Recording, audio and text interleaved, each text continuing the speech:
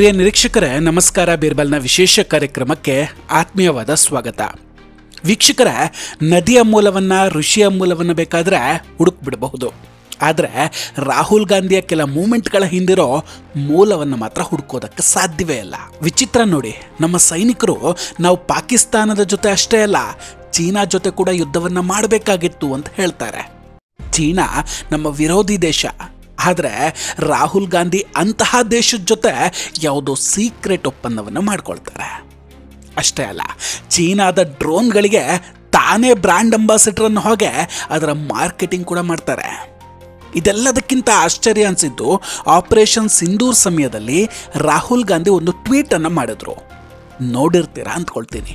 ಅದರಲ್ಲಿ ಜೈಶಂಕರ್ ಅವರಿಗೆ ಒಂದು ಪ್ರಶ್ನೆಯನ್ನು ಮಾಡ್ತಾರೆ.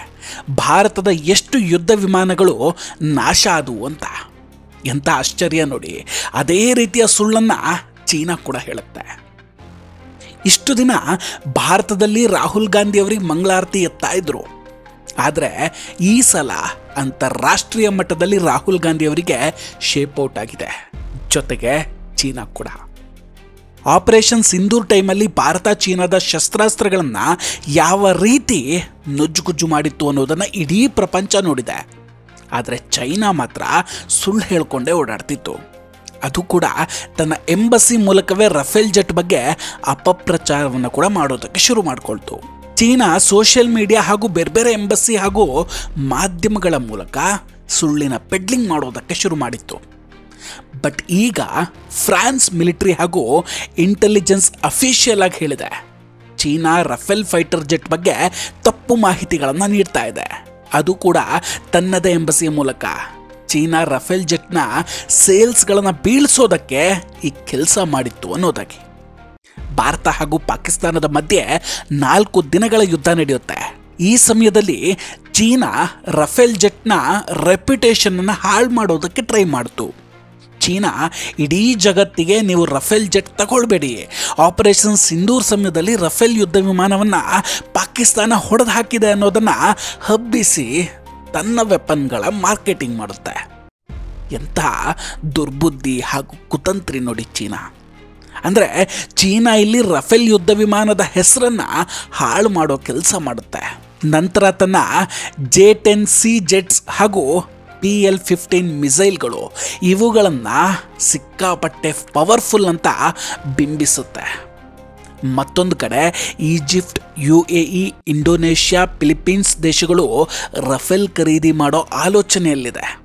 ಸೊ ಅಲ್ಲಿ ಚೀನಾ ತನ್ನ ಶಸ್ತ್ರಾಸ್ತ್ರಗಳನ್ನು ಮಾರ್ಕೆಟಿಂಗ್ ಮಾಡ್ಕೊಳ್ಳೋಕ್ಕೆ ಈ ರೀತಿಯ ಫೇಕ್ ನ್ಯೂಸನ್ನು ಹಬ್ಬಿಸುತ್ತೆ. ಪಾಕಿಸ್ತಾನ ಮಿಲಿಟರಿಗೆ ಬೆಂಬಲಿಸಿ ಫ್ರಾನ್ಸ್ ಹಾಗೂ ಭಾರತದ ಸಂಬಂಧವನ್ನು ಹಾಳು ಮಾಡೋದಕ್ಕೆ ಕೂಡ ಟ್ರೈ ಮಾಡಲಾಯಿತು. ಚೀನಾ ಏನೆಲ್ಲ ತಲೆ ಉಪಯೋಗಿಸ್ತು ನೋಡಿ. ರಣಭೂಮಿಯಲ್ಲಿ ಸೈನಿಕರು ಒಂದು ಕಡೆ ಯುದ್ಧವನ್ನು ಮಾಡ್ತಾ ಇರ್ತಾರೆ, ಆದರೆ ಅದರಿಂದ ಹೊರಗೆ ಇನ್ನೊಂದು ಯುದ್ಧ ಕೂಡ ನಡೆಯುತ್ತೆ. ಅದರ ಹೆಸರು ಇನ್ಫಾರ್ಮೇಷನ್ ವಾರ್. ಆಗ ಸೋಷಿಯಲ್ ಮೀಡಿಯಾ ತುಂಬ ಇಂಪಾರ್ಟೆಂಟ್ ರೋಲನ್ನು ಪ್ಲೇ ಮಾಡುತ್ತೆ. ಚೀನಾ 1000ಕ್ಕೂ ಹೆಚ್ಚು ಫೇಕ್ ಅಕೌಂಟ್ಗಳನ್ನು ಟ್ವಿಟರ್, ಟೆಲಿಗ್ರಾಮ್ ಅಂತಹ ಪ್ಲ್ಯಾಟ್ಫಾರ್ಮ್ನಲ್ಲಿ ಕ್ರಿಯೇಟ್ ಮಾಡುತ್ತೆ. ಇದರಿಂದ ಸುಳ್ಳುಗಳ ಕ್ಯಾಂಪೇನ್ ಮಾಡಲಾಗುತ್ತೆ. ರಫೇಲ್ಗಳನ್ನು ಸುಲಭವಾಗಿ ಹೊಡೆದಾಕ್ಬೋದು ಅಂತ. ಯಾವ ಲೆವೆಲ್ಗೆ ಸುಳ್ಳು ಹಬ್ಬಿಸಿದ್ರು ಅಂದರೆ, ಗ್ರಾಫಿಕ್ಸ್ ಮಾಡಿ, AI ಇಮೇಜ್ ಕ್ರಿಯೇಟ್ ಮಾಡಿ ರಫೇಲನ್ನು ಹೊಡೆದು ಹಾಕಿದ್ದೀವಿ ಅಂತ ಕೆಳಗೆ ಬಿದ್ದಿರೋ ವಿಮಾನದ ಫೋಟೋವನ್ನು ಕೂಡ ವೈರಲ್ ಮಾಡ್ತಾರೆ. ಇದರಲ್ಲಿ ಚೀನಾ ತನ್ನ ಸ್ಟೇಟ್ ಮೀಡಿಯಾ ಗ್ಲೋಬಲ್ ಟೈಮ್, ಪಿನುವಾ, ಫಿಜಿಪಿಯನ್ ಇದನ್ನು ಕೂಡ ಬಳಸ್ಕೊಳ್ಳುತ್ತೆ. ಪಾಕಿಸ್ತಾನ ಹೇಳೋದನ್ನು ವಿತೌಟ್ ವೆರಿಫಿಕೇಷನ್ ತನ್ನ ಮಾಧ್ಯಮಗಳಲ್ಲಿ ಇದನ್ನು ಪ್ರಕಟಿಸುತ್ತೆ. ಸ್ಟೋರಿಯ ಹೆಡ್ಲೈನ್ಗಳಲ್ಲಿ India's Rafale destroyed by Chinese missile ಅಂತ ಹಾಕ್ಕೊಳ್ತಾರೆ. ಈ ಪೋಸ್ಟ್ಗಳನ್ನು ಮತ್ತೆ ಮತ್ತೆ ಶೇರ್ ಕೂಡ ಮಾಡ್ತಾರೆ. ಇಲ್ಲಿ ಸಮಸ್ಯೆ ಆಗೋದು ಯಾವಾಗ ಅಂದರೆ, ಒಂದೇ ಸುದ್ದಿಯನ್ನು ತುಂಬ ಮಾಧ್ಯಮಗಳಲ್ಲಿ ಹಾಕಿದಾಗ ಒಬ್ಬ ಮನುಷ್ಯ ಎಷ್ಟೇ ಬುದ್ಧಿವಂತ ಆಗಿರಲಿ, ಎಲ್ಲ ಸೋರ್ಸಿಂದಲೂ ಕೂಡ ಅದೇ ಸುದ್ದಿ ಕಂಡಾಗ ಅದೇ ಸತ್ಯ ಅಂತ ನಂಬಿಡ್ತಾನೆ. ನೀವು ಯೋಚನೆ ಮಾಡಿ, ಇಲ್ಲಿ ಎಂಥ ಷಡ್ಯಂತ್ರ ನಡೀತು ಅಂದರೆ, ಇಂಡಿಯನ್ ಏರ್ಫೋರ್ಸ್ನ ರೇಡಿಯೋ ಚಾರ್ಟರ್ ಮಿಲಿಟರಿ ಮಾತುಕತೆ ಏನಿರುತ್ತೆ ಅದನ್ನು ಕೂಡ ಮಿಮಿಕ್ ಮಾಡ್ತಾರೆ.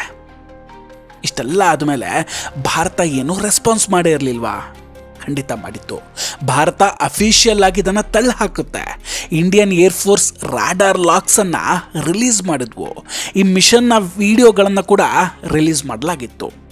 ಇಂಡಿಯನ್ ಎಂಬಸಿ ಹೇಳುತ್ತೆ ಪಾಕಿಸ್ತಾನ ಎಂಬಸಿ ಹೇಳಿದ್ದೆಲ್ಲವೂ ಸುಳ್ಳು. ಜೊತೆಗೆ ಬೀಜಿಂಗ್ನ ಗ್ಲೋಬಲ್ ಟೈಮ್ಸ್ ಮಾಧ್ಯಮಕ್ಕೆ ಕಪಾಲ ಮೋಕ್ಷವನ್ನು ಕೂಡ ಮಾಡಿತ್ತು. ಪ್ಲೀಸ್ ವೆರಿಫೈ ಯುವರ್ ಫ್ಯಾಕ್ಟ್ಸ್ ಅಂತ. ಇದನ್ನು ಟ್ವೀಟ್ ಮಾಡಿ ಕೂಡ ಭಾರತ ಹೇಳುತ್ತೆ. ಮತ್ತು ಭಾರತದ ರಫೇಲ್ ಸೇಫ್ ಆಗಿ ರಿಟರ್ನ್ ಆಗಿದೆ, ಇದು ಸತ್ಯ ಅಂತಲೂ ಹೇಳ್ತಾರೆ. ಭಾರತ ಯಾವಾಗಲೂ ಇನ್ಫಾರ್ಮೇಷನ್ ವಾರ್ಗಿಂತ ಜಾಸ್ತಿ ರಣಭೂಮಿಯಲ್ಲಿ ಯುದ್ಧ ಮಾಡುತ್ತೆ. ಯಾಕಂದರೆ ಗೆಲುವು ಬೇಕಾಗಿರೋದು ಯುದ್ಧ ಭೂಮಿಯಲ್ಲೇ ಹೊರತು ಸೋಷಿಯಲ್ ಮೀಡಿಯಾದಲ್ಲ. ಆದರೆ ಪಾಕಿಸ್ತಾನ ಹಂಗಲ್ಲ. ಅವರು ಮೀಮ್ಸ್ ಮಾಡಿದ್ದಕ್ಕೆ ಖುಷಿ ಪಡೋರು. ಅದೇ ಕಾರಣಕ್ಕೆ ಭಾರತ ಪಾಕಿಸ್ತಾನದಿಂದ ಸುಳ್ಳು ಸುದ್ದಿ ಹಬ್ಬಿಸ್ತಾ ಇದ್ದಂತಹ ಟ್ವಿಟರ್ ಹ್ಯಾಂಡಲ್ ಹಾಗೂ ಬೇರೆ ಬೇರೆ ಸೋಷಿಯಲ್ ಮೀಡಿಯಾ ಪ್ರೊಫೈಲ್ಗಳನ್ನು ಬ್ಯಾನ್ ಕೂಡ ಮಾಡಿದ್ರು. ಜೊತೆಗೆ ಚೈನೀಸ್ ಹ್ಯಾಂಡಲ್ಗಳನ್ನು ನಿಷೇಧ ಮಾಡಲಾಗುತ್ತೆ. ಇದನ್ನೆಲ್ಲ ನೋಡಿ ಫ್ರಾನ್ಸ್ ಈಗ ರೆಸ್ಪಾನ್ಸ್ ಮಾಡಿದೆ. ಫ್ರೆಂಚ್ ಸರ್ಕಾರ ಹಾಗೂ ಡೆಸರ್ಟ್ ಏವಿಯೇಷನ್, ಇದು ರಫೇಲ್ನ ತಯಾರಕರು, ಅವ್ರು ಹೇಳ್ತಾರೆ ಭಾರತದ ಯಾವ ರಫೇಲ್ ಕೂಡ ಹಾಳಾಗಿಲ್ಲ, ಅದನ್ನು ಯಾರೂ ಕೂಡ ಹೊಡೆದಿಲ್ಲ, ಅದು ಪಾಕ್ ಮತ್ತು ಚೀನಾದ ಸ್ಟ್ರಾಟಜಿ ಅಷ್ಟೇ ಅಂತ. ಫ್ರೆಂಚ್ ಇದನ್ನು ಕ್ಯಾಂಪೇನ್, ಫ್ರಾನ್ಸ್ನ ಡಿಪ್ಲೊಮೆಟಿವ್ ರೆಪ್ಯುಟೇಷನ್ ಮೇಲೆ ಅಟ್ಯಾಕ್ ಮಾಡುವಂತಹ ಹುನ್ನಾರ ಅಂತ ಹೇಳುತ್ತೆ. ಈಗ ಪ್ರಶ್ನೆ ಬರೋದು, ಚೀನಾ ಇದನ್ನು ಕೇವಲ ತನ್ನ ಶಸ್ತ್ರಾಸ್ತ್ರಗಳನ್ನು ಮಾರ್ಕೆಟಿಂಗ್ ಮಾಡೋದಕ್ಕಷ್ಟೇ ಬಳಸ್ಕೊಳ್ತಾ? ಖಂಡಿತ ಇಲ್ಲ. ಇದರ ಹಿಂದೆ ಇನ್ನೊಂದು ಉದ್ದೇಶ ಕೂಡ ಇದೆ. ಭಾರತದ ವಾಯುಸೇನೆಯ ಅಭಿವೃದ್ಧಿಯನ್ನು ಚೀನಾಕ್ಕೆ ಸಹಿಸಿಕೊಳ್ಳೋದಕ್ಕೆ ಆಗ್ತಾ ಇಲ್ಲ, ಸ್ಪೆಷಲಿ ರಫೇಲ್ ವಿಷಯದಲ್ಲಿ. ಇದು ಪಾಕಿಸ್ತಾನ ಹಾಗೂ ಚೀನಾ ಎರಡೂ ದೇಶಗಳಿಗೆ ಭಯ ಹುಟ್ಟಿಸ್ತಾ ಇದೆ. ನಿಮಗೆ ಇತ್ತೀಚೆಗೆ ಇಂಡಿಯನ್ ಆರ್ಮಿಯ ಡೆಪ್ಯೂಟಿ ಚೀಫ್ ಒಂದು ಮಾತನ್ನು ಹೇಳಿದ್ರು, ನೆನಪಿದೆ ಅಂದ್ಕೊಳ್ತೀನಿ. ಭಾರತ ಕೇವಲ ಪಾಕಿಸ್ತಾನದ ಜೊತೆ ಅಷ್ಟೇ ಯುದ್ಧ ಮಾಡ್ತಿರ್ಲಿಲ್ಲ ಅಂತ. ಅಂದರೆ ಭಾರತ 3 ಕಡೆಯಿಂದ ಯುದ್ಧ ಮಾಡ್ತಿತ್ತು. ಒಂದು ಪಾಕಿಸ್ತಾನ ಆದರೆ ಇನ್ನೊಂದು ಚೀನಾ, ಮತ್ತೊಂದು ಬಾಂಗ್ಲಾ ಅಂತ. So few lessons that I thought I must flag as far as Operation Sindoor is concerned. Firstly, one border, 2 adversaries. So we saw Pakistan one side, but adversaries were 2, and if I would say actually 4 or 3 actually. So Pakistan was the front face. We had China providing all possible support, and it's no surprise because if you were to look at statistics, in the last 5 years, 81% of the military hardware that Pakistan is getting is all Chinese, 81% of that. And another thing that China perhaps has seen is that he's able to test his weapons against, say, various other weapon systems that are there. It's like a live lab which is available to. So it's a good, that is what is something we have to be very, very cognizant about. China ಪಾಕಿಸ್ತಾನಕ್ಕೆ ಯುದ್ಧದ ಸಮಯದಲ್ಲಿ ಭಾರತದ ಎಲ್ಲ ಮೂಮೆಂಟ್ಗಳ ಬಗ್ಗೆ ಮಾಹಿತಿಯನ್ನು ಕೊಡ್ತಾ ಇತ್ತಂತೆ. ಅಂದರೆ ಚೀನಾ ತನ್ನ ಸ್ಯಾಟಲೈಟ್ ಮೂಲಕ ಭಾರತದ ಸೇನೆಯ ನಡೆಯನ್ನು ಪಾಕಿಸ್ತಾನಕ್ಕೆ ತಿಳಿಸ್ತಾ ಇತ್ತು. ಇದನ್ನು ಅವರೇ ಹೇಳ್ತಾರೆ. ಈಗ ಯೋಚನೆ ಮಾಡಿ, ಅವತ್ತು ನಮ್ಮ ರಾಹುಲ್ ಗಾಂಧಿ ಅವರು ಎಷ್ಟು ರಫೇಲ್ಗಳನ್ನು ಪಾಕಿಸ್ತಾನ ಹೊಡೀತು ಅಂತ ಪ್ರಶ್ನೆ ಮಾಡಿರಬಹುದು. ಗೊತ್ತಾದರೆ ಕಮೆಂಟ್ ಮಾಡಿ ತಿಳಿಸಿ. ನಾವು ಕೊಟ್ಟಂತಹ ಮಾಹಿತಿಗಳಿಷ್ಟ ಆಗಿದ್ದರೆ ವಿಡಿಯೋಗೆ ಒಂದು ಲೈಕ್ ಮಾಡಿ ಹಾಗೂ ಶೇರ್ ಮಾಡಿ. ಇನ್ನೂ ಕೂಡ ನಮ್ಮ ಬೀರ್ಬಲ್ ಚಾನಲನ್ನು ಸಬ್ಸ್ಕ್ರೈಬ್ ಮಾಡಿಲ್ಲ ಅಂದರೆ ದಯವಿಟ್ಟು ಸಬ್ಸ್ಕ್ರೈಬ್ ಮಾಡಿ ಹಾಗೂ ಬೆಲ್ ಐಕಾನನ್ನು ಕ್ಲಿಕ್ ಮಾಡಿ. ನಮಸ್ಕಾರ, take care and bye bye. ಮತ್ತೆ ಭೇಟಿಯಾಗೋಣ. ಜೈ ಹಿಂದ್.